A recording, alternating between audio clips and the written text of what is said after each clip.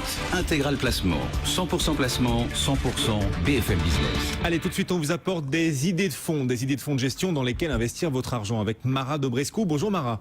Bonjour Guillaume. Vous êtes analyste chez Morningstar. Ce matin, vous nous conseillez un fonds d'actions européennes, le INIS Argonaut Pan-European Alpha.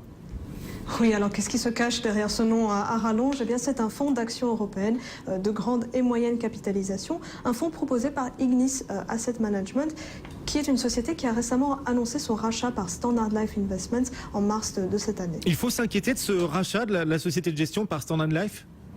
Écoutez, ce qu'on peut dire, c'est que Ignis a déjà un historique assez mouvementé. Il y avait déjà eu une fusion par le passé, en 2009, avec une société qui s'appelait Axial Investment Management. Il y a aussi eu 3 joint ventures avec des boutiques de gestion, dont une société qui s'appelait Argonaut Capital Partners et qui est la société à l'origine de la création du fonds dont on parle aujourd'hui. Donc ça, c'est pour le passé. Aujourd'hui, si on regarde cette fusion avec Standard Life, eh bien, elle pourrait se traduire par une rationalisation des gammes, éventuellement des équipes. Donc c'est un point sur lequel on reste très très vigilant. Et puis il y a un deuxième point sur lequel nous ne sommes pas entièrement satisfaits dans cette société, c'est la structure de la politique de rémunération, puisque les bonus des gérants ne sont pas explicitement liés à la performance des fonds gérés, et donc il n'y a pas d'alignement concret de leurs intérêts sur ceux des investisseurs. Voilà, donc si on résume, il y a quelques incertitudes et puis quelques points clairement plutôt négatifs. Oui, on vous sent prudente sur ce fonds, et pourtant vous nous le conseillez.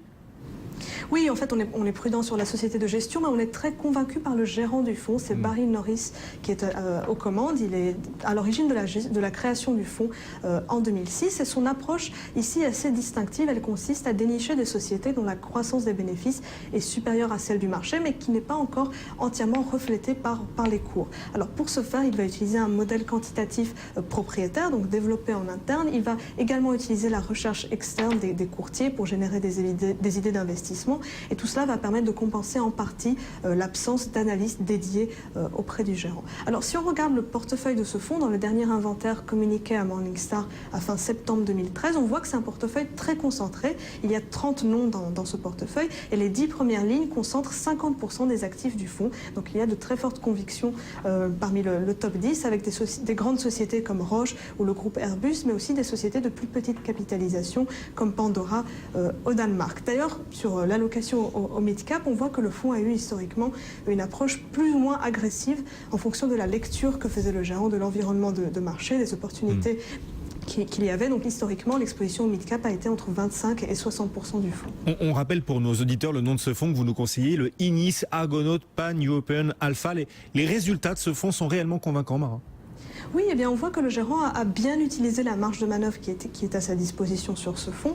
Le fonds a devancé ses concurrents. Il se classe dans le premier et respectivement dans le deuxième quartile de sa catégorie sur 3 et 5 ans à fin mars 2014. Il n'a pas été plus risqué que la moyenne, en dépit de ses investissements parfois importants sur les mid-cap. Et c'est vraiment la sélection de titres qui a été la force de ce fonds sur le long terme. C'est elle qui lui a permis de tirer son épingle du jeu dans des conditions de marché variées, y compris dans des années difficiles comme 2008 et 2011. Donc des résultats plutôt pas mal, plutôt convaincants. Du coup, quelle note donnez-vous à ce fonds? Oui, alors si on résume, donc on a un gérant expérimenté, convaincant, un processus distinctif et bien exécuté. Par contre, il y a un contexte de la société de gestion qui est clairement à surveiller, mais nous pensons quand même que les forces de ce fonds l'emportent sur ses faiblesses et ces forces devraient lui permettre de continuer à surperformer à long terme et sur une base ajustée des risques, d'où la note bronze des analystes Morningstar pour ce fonds. Pas mal, note bronze, donc la 3e meilleure note sur l'échelle Morningstar. Merci beaucoup Mara pour ce conseil. Merci. Mara Dobrescu depuis Morningstar. Cédric.